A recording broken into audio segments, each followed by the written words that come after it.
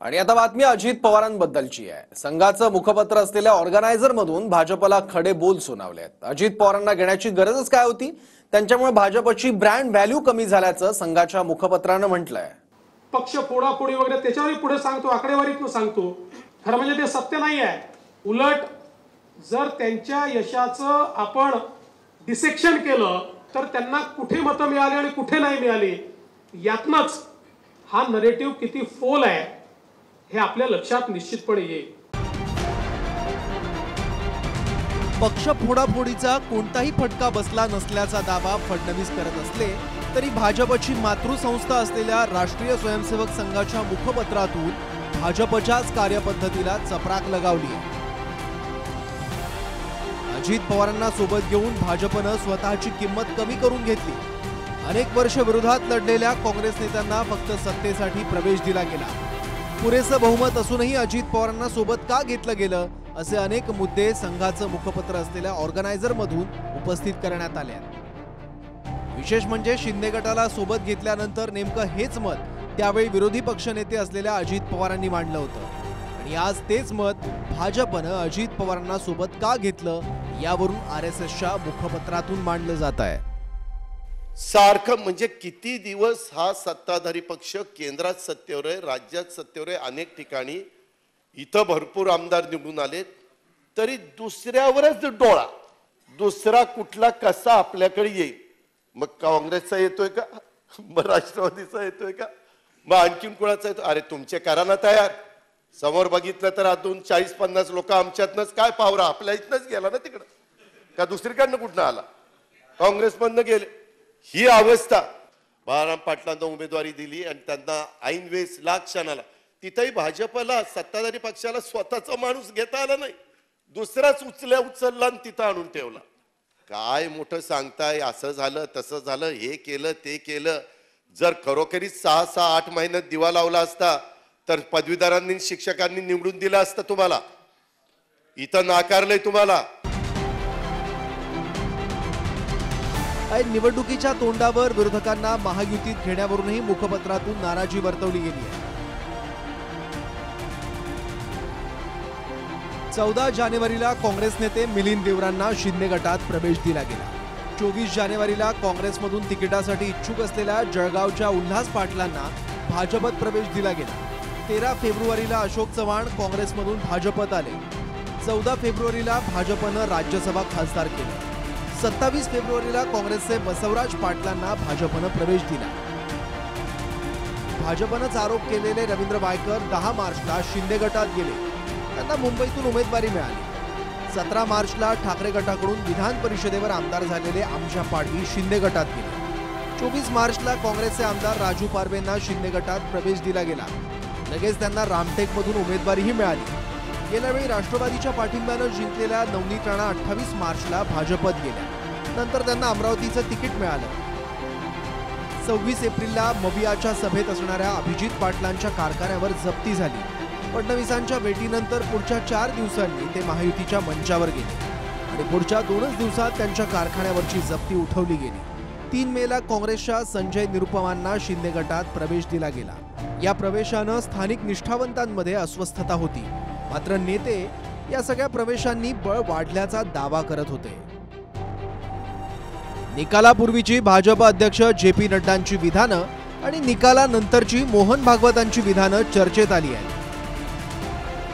जगह जगह और समाज में कलह ये नहीं चलता।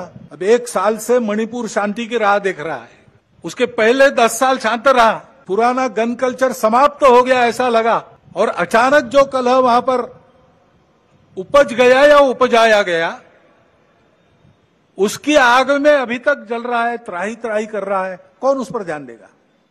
प्राथमिकता देके उसका विचार करना ये कर्तव्य है। 1 वर्षभरानंतर भागवत साहेब बोलले हे सुद्धा कमी नाही, थोडं नाही, की स्वतः भाजपचे अध्यक्ष नड्डा यांनी सांगितलं होतं की आता आम्हाला संघाची गरज नाही, आम्ही भाजप म्हणून समर्थ आहोत।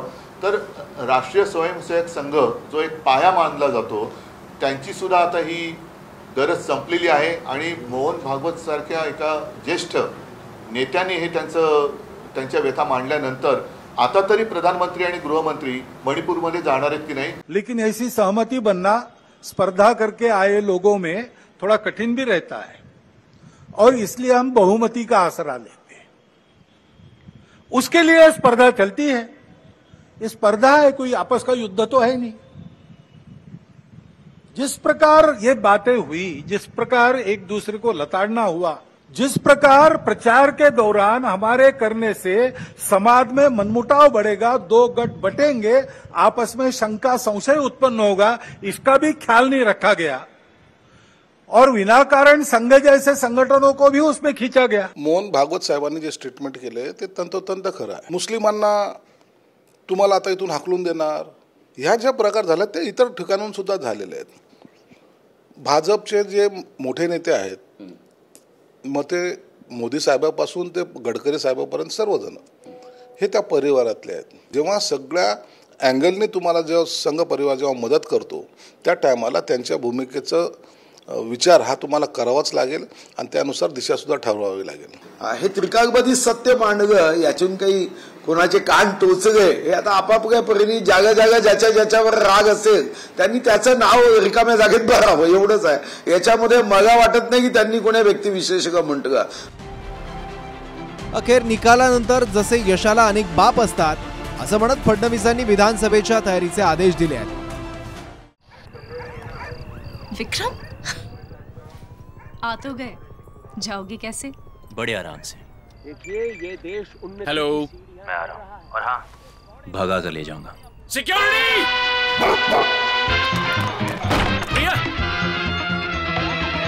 भाग गई, पकड़ो उनको। हेलो, बोला था ना, भगा कर ले जाऊंगा। विक्रम, एक हिंट तो देते। हिंट, बड़े आराम से। पावसाळा जवळ आलेला आहे आणि पाऊस पडत असताना जे पेरलं जातं सप्टेंबर, ऑक्टोबर, नोव्हेंबर तेच उगत असतं। नव्याने पेरण्याची वेळ या ठिकाणी आली आहे। यशाचे बाप अनेक असतात, पण अपयशातही अपयश ताकदीनं अंगावर घ्यायचं असतं, ते पचवायचं असतं आणि नवीन निर्धार करायचा असतो। विक्रम, आ तो गए, जाओगे कैसे? बड़े आराम से। ये देश हेलो, मैं आ रहा हूँ और हाँ, भगा कर ले जाऊंगा। सिक्योरिटी,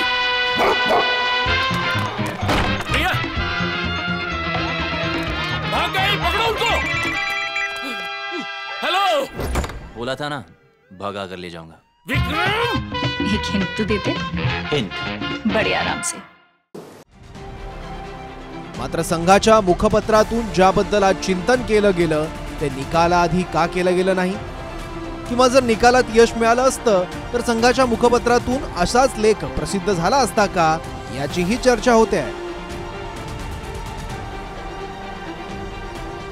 अमर वाघमारे, TV9 मराठी, मुंबई।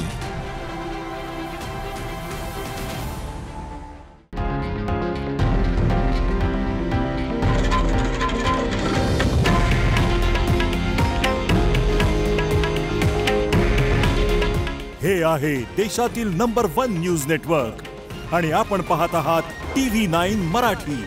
काळजी तुमची, हित महाराष्ट्राचं।